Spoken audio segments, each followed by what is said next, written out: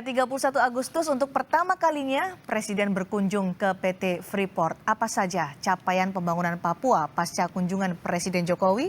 Kami akan membahasnya bersama Direktur Utama PT Freeport Indonesia, Tony Wenas, yang sudah bergabung bersama kami di Sapa Indonesia malam hari ini. Selamat malam, Pak Tony. Selamat malam. Terima kasih sudah hadir bersama kami di sini, Pak Tony. Diundang ke sini. 31 Agustus selalu bersejarah ya untuk PT Freeport Indonesia. Sangat bersejarah. Presiden Joko Widodo pertama kali berkunjung ke Freeport dan menjadi presiden kedua selama 49 tahun terakhir berkunjung ke PT Freeport Indonesia. Bagaimana Bapak memaknai kunjungan Presiden Jokowi kemarin? Jadi memang ini satu kunjungan yang luar biasa spesial untuk kami dan ya tadi Presiden kedua Republik Indonesia setelah 49 tahun. Dan ini kami juga dikunjungi salah satunya adalah karena sekarang PT FI sudah dimiliki 51,2% oleh pemerintah Republik Indonesia. Dan memang Pak Presiden juga mengatakan dia ingin melihat langsung operasi penambangan ini. Samping juga untuk meluncurkan 5G mining dan juga meresmikan Papua Football Academy yang kita dirikan, yang diberikan oleh Freeport. Artinya kunjungan Presiden ini untuk PT Freeport Indonesia apa, Pak? Tentu ini merupakan satu acknowledgement lah yang bagus dari Presiden Republik Indonesia. Dan dia bisa melihat langsung operasi kita dengan tingkat kesulitan yang sangat tinggi, dengan medan yang sangat sulit. Kan itu tambang terbukanya di ketinggian 4.200 meter. Dan Pak Presiden juga pergi ke tambang terbuka, melihat langsung walaupun tambang terbuka sudah tidak aktif, tapi melihat langsung bagaimana tingkat kesulitannya dan komplikasinya. Pengolahan penambangan, operasi pertambangan kita di Grasberg. Juga Pak Presiden ke tambang bawah tanah. Oh ya?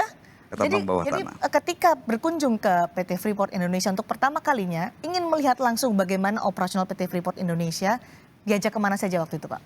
Jadi begitu Pak Presiden tiba dari Jayapura, kan pertama meresmikan sekolah sepak bola dulu di Jayapura.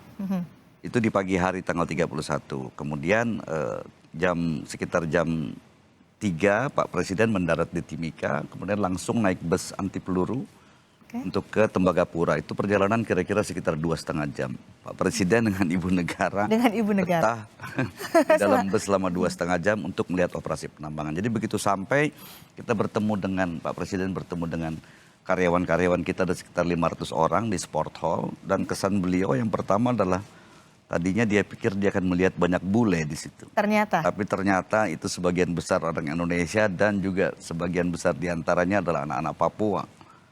Jadi kekaguman beliau yang luar biasa terhadap proses rekrutmen kita dan alih teknologi yang sudah terjadi di PT Freeport. Ada 98% orang Indonesia di PT Freeport Indonesia. Bagaimana interaksi Presiden ketika itu dengan karyawan PT Freeport karena tidak menyangka 98% ternyata adalah orang Indonesia yang bekerja di sana. Ya itulah yang beliau sampaikan pada saat pidatonya beliau bahwa dia kaget melihat ini sebagian besar ada orang Indonesia di sini. Dan juga pesan beliau pada saat menyampaikan pidatonya adalah bahwa tolong agar perusahaan ini dikelola dengan hati-hati, dengan baik.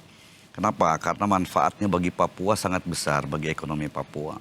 PDRB Provinsi Papua itu 35% dari PT FI. Dan PDRB Kabupaten Mimika itu hampir 70% dari PT FI. Jadi sedikit gangguan yang terjadi di PT FI akan sangat berdampak bagi Papua dan tentu juga bagi Indonesia. Itu pesan khusus beliau pada untuk kami, menjaga pada saya PT Freeport Indonesia. Tadi diajak untuk bertemu dengan 500 karyawan PT Freeport Indonesia, kemudian ke mana lagi yang ditunjukkan oleh Pak Tony kepada Presiden supaya melihat langsung bagaimana komplikasi pertambangan di PT Freeport Indonesia. Jadi setelah bertemu dengan karyawan itu kan sudah sampai jam 8 malam, beliau langsung istirahat. Besok pagi-pagi jam 7 pagi. Menginap di sana berarti? Menginap. Langsung istirahat, menginap. Dan jam 7 paginya kita langsung pergi, tepat jam 7 sesuai dengan rencana, kita langsung pergi ke tambang terbuka Grasberg. Bersama dengan Ibu Iriana? Bersama dengan Ibu Iriana. Ibu Iriana mendampingi terus. Ke semua lokasi? Ke semua lokasi. Ke tambang terbuka Grasberg, itu di ketinggian 4.200 meter, cuacanya sangat dingin. Dan juga oksigennya tipis, tapi Presiden dan Ibu Negara tetap stabil, terus melihat di mana saya juga menjelaskan kepada Pak Presiden sejarahnya pertambangan ini, bagaimana proses pengolahan, proses pertambangan yang terjadi di sana. Dan Presiden sangat kagum dengan kompleksitas atau betapa complicatednya pertambangan ini di Grasberg. Oke, dari ketinggian 4.800 kemudian 4.200, habis itu 4.200. kemudian kita turun untuk pergi ke tambang bawah tanah. Tambang bawah tanah itu ada di kedalaman 1.600. Situ Pak Presiden melihat langsung ada masjid dan gereja di tambang bawah tanah yang merupakan masjid dan gereja terdalam di Indonesia. Wow. Presiden mampir ke situ, kemudian Presiden berkesempatan juga untuk melihat bagaimana kita menjalankan atau mengoperasikan kereta listrik yang tanpa awak untuk mengangkut biji tambang. Itu sekali angkut bisa sekitar 350 ton dan dalam satu harinya itu kereta bisa mengangkut 110.000 ton.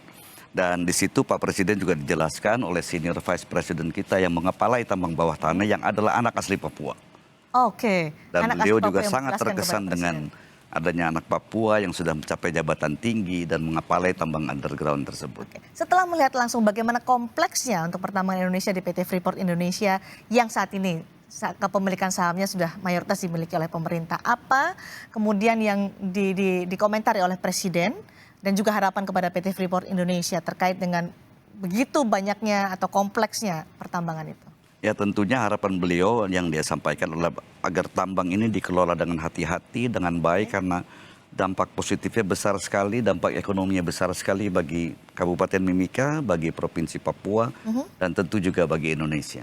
Oke, itu pesan yang paling Pesan itu penting yang paling penting. dari Presiden kepada PT Freeport Indonesia. Tapi tidak hanya melihat langsung bagaimana pertambangan PT Freeport, ada agenda lain yang juga disiapkan oleh PT Freeport Indonesia kepada Presiden, termasuk untuk ke Football Academy yang menjadi bimbingan PT Freeport Indonesia. Jangan dijawab dulu Pak, nanti kita akan kembali berdialog soal ini, bagaimana kunjungan Presiden Joko Widodo ke PT Freeport Indonesia. Selepas jeda tetap bersama kami di Sapa Indonesia Malam.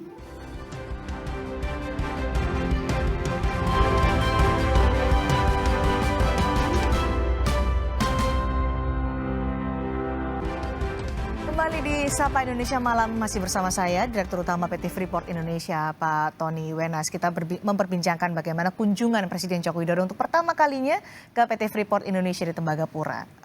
Pak Jokowi mengapresiasi sekali bagaimana PT Freeport Indonesia mengambil peran untuk pembangunan sumber daya manusia di Papua. Tadi Bapak juga menceritakan bagaimana Presiden ternyata terkejut melihat 98% karyawan PT Freeport Indonesia di Tembagapura adalah orang Indonesia. Kemudian PT Freeport Indonesia juga mengambil peran pengembangan sumber daya manusia dengan berperan serta di bidang olahraga. Itu bagaimana ceritanya sampai kemudian Presiden diajak PT Freeport Indonesia untuk ke Football Academy? Jadi pada saat Pekan Olahraga Nasional ke-20 di Papua, bulan Oktober, pada kesempatan itu Presiden pada saat pembukaan kemudian beliau memanggil saya. Ya.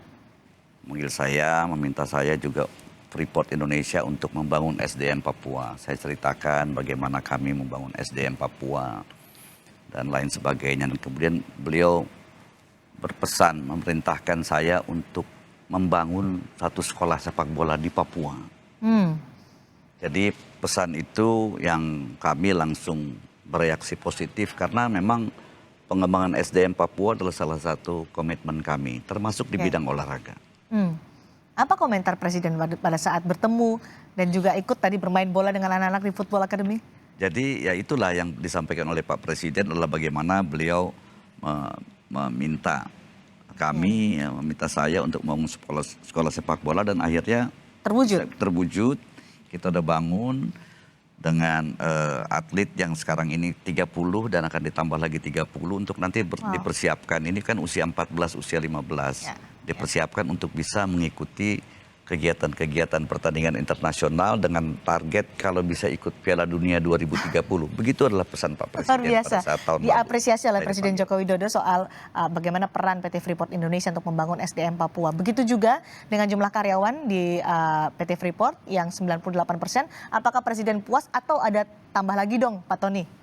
Ya kalau 98% itu angkanya udah luar biasa besar. Dan Perang lokal terutama. Intinya adalah bagaimana proses alih teknologi itu terjadi. Oke. Jadi sebagian besar sekarang dikelola oleh anak putra-putri bangsa. Saya sampai kasih gambaran kepada Pak Presiden pada saat melihat tambang bawah tanah di tempat kereta. Ini konstruksinya, ini yang lakukan anak-anak kita, anak-anak bangsa semua.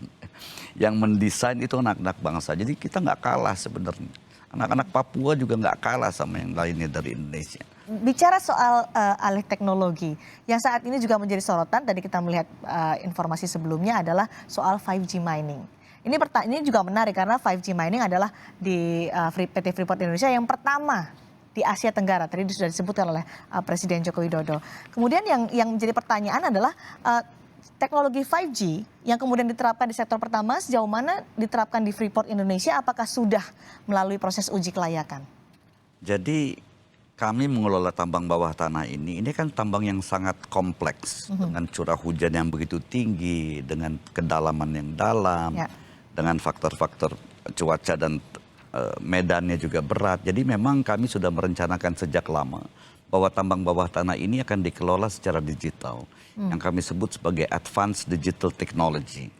Jadi semua peralatan itu kita persiapkan dengan menggunakan sensor-sensor, mengintegrasikan semua proses bisnis kita menjadi satu kesatuan, dan ini membutuhkan waktu dan biaya juga cukup besar. Tapi tujuannya adalah bagaimana seluruh sistem operasi ini terintegrasi, dan juga bagaimana ini bisa dilakukan digitalisasi agar supaya meminimalkan risiko dan meningkatkan efisiensi dan produktivitas.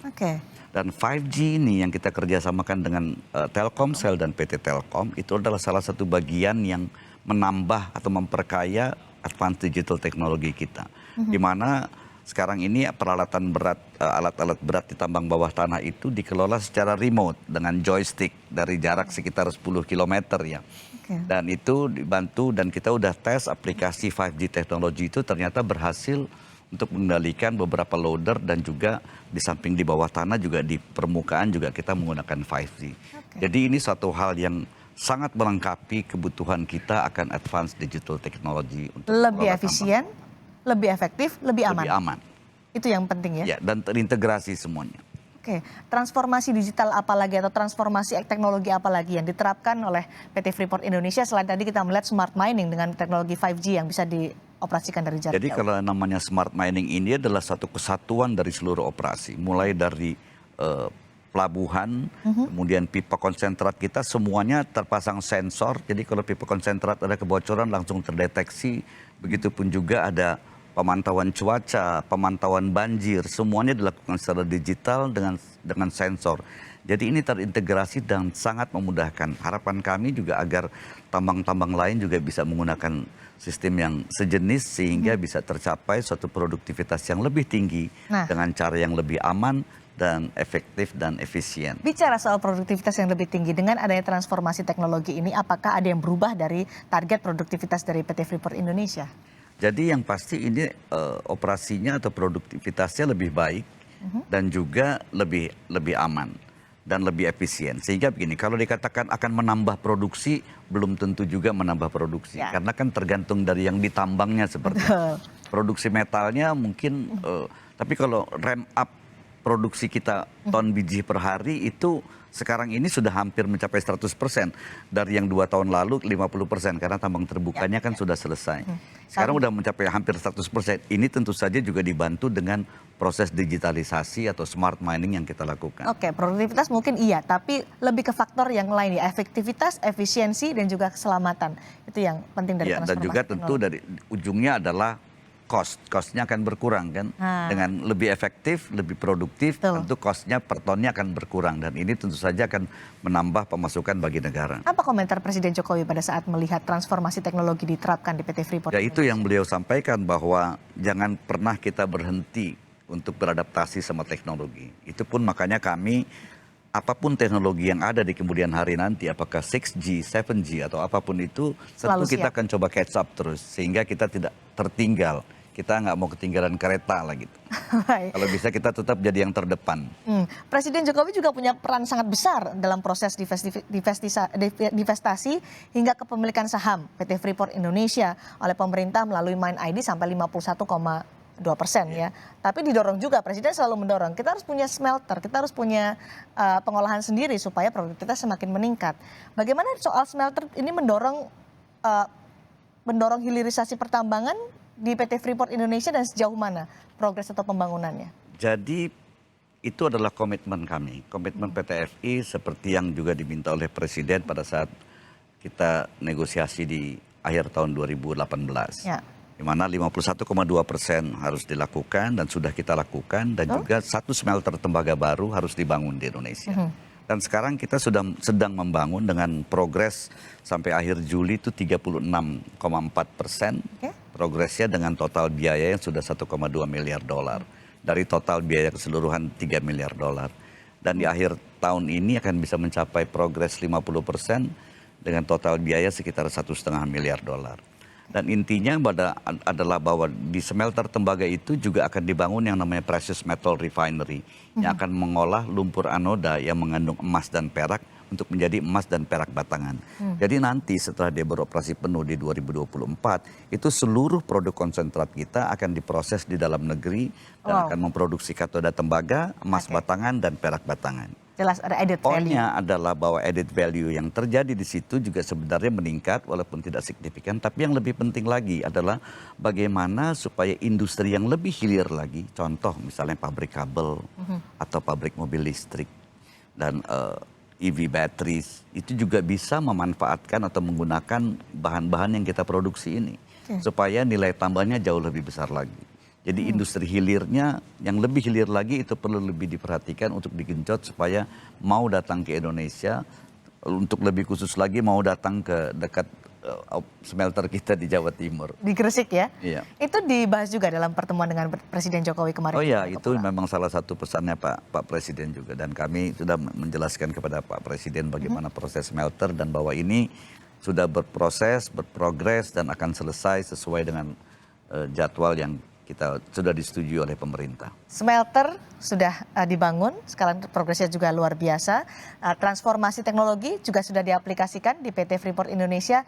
Bagaimana produksi PT FI saat ini dengan menggunakan teknologi, kemudian juga pembangunan smelter. Bagaimana di masa depan PT Freeport Indonesia memanfaatkan semua ini bisa memberikan kontribusi bagi Indonesia dan juga bagi Papua. Jadi kalau proses penambangan itu tidak seperti proses manufacturing biasa, di mana dia setiap tahun akan meningkat terus, tapi ini tergantung dari biji yang ditambang kadarnya tinggi atau rendah atau sedang saja. Semakin tinggi kadarnya, semakin banyak metal yang bisa diproduksi. Tahun ini kami akan bisa memproduksi sekitar 1,6 miliar pound tembaga. Itu pound itu harus dikonversi ke kilogram.